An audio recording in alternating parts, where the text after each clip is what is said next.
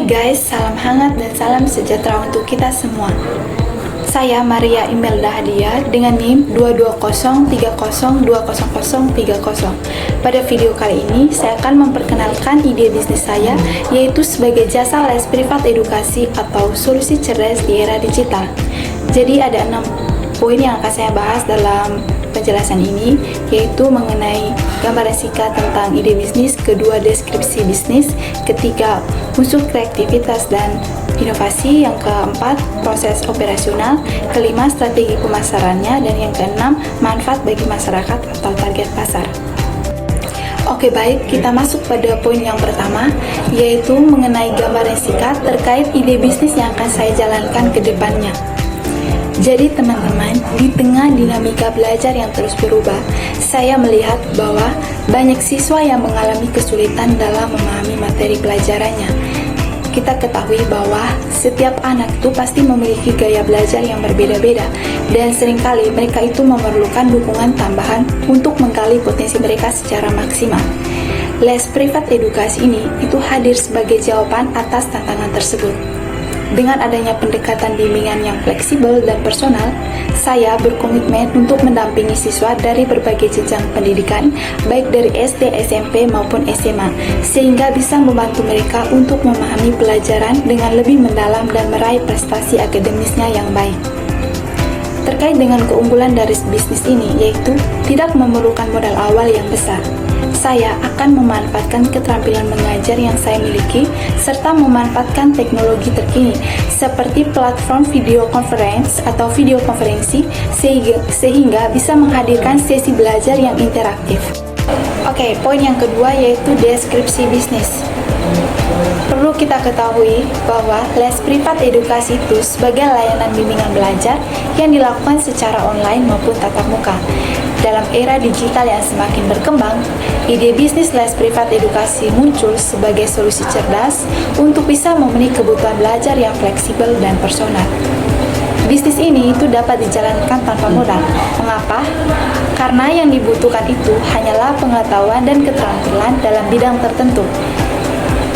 Bidang tertentu yang saya miliki itu seperti matematika, akuntansi, dan psikologis, sehingga bisa membantu siswa yang membutuhkan.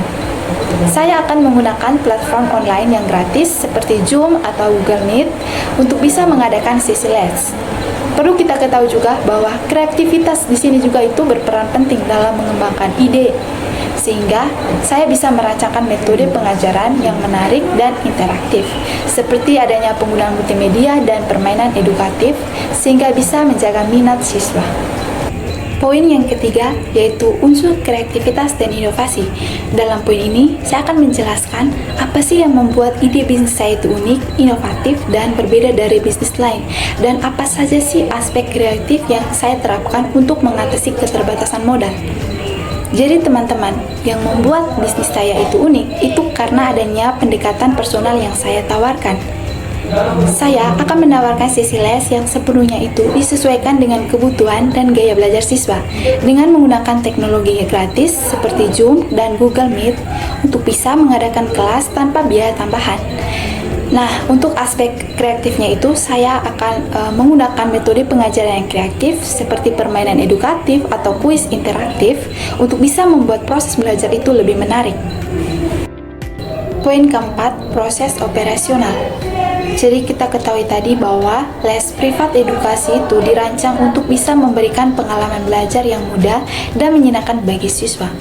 Pertama-tama, siswa itu dapat mendaftar dengan mudah melalui media sosial, kemudian mengatur jadwal sesi les yang fleksibel sesuai dengan ketersediaan siswa. Di sini juga saya akan menyiapkan materi pembelajaran yang relevan dan menarik, dan juga bisa memberikan umpan balik yang konstruktif dan evaluasi yang jelas.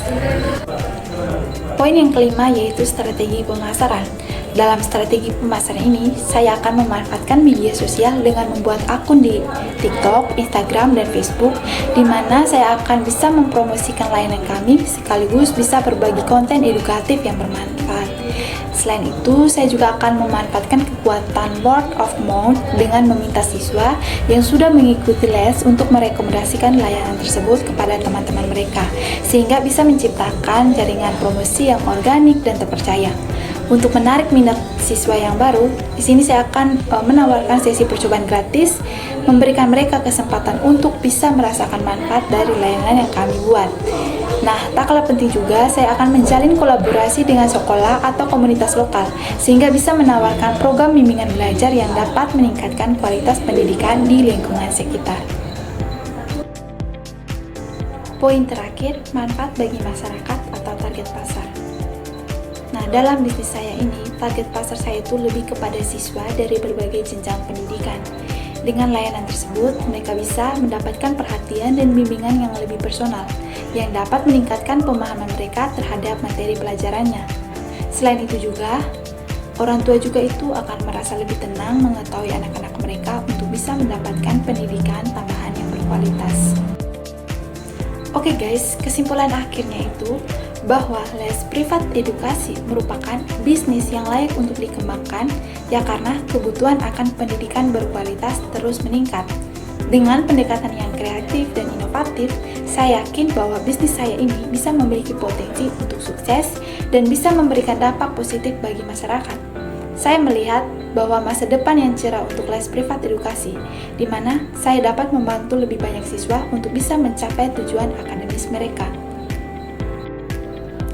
Oke guys, cukup sekian presentasi mengenai bisnis saya. Terima kasih telah mendengarkan presentasi ini. Saya berharap agar bisnis ini bisa saya realisasikan ke depannya dan bisa memberikan kontribusi positif dalam dunia pendidikan.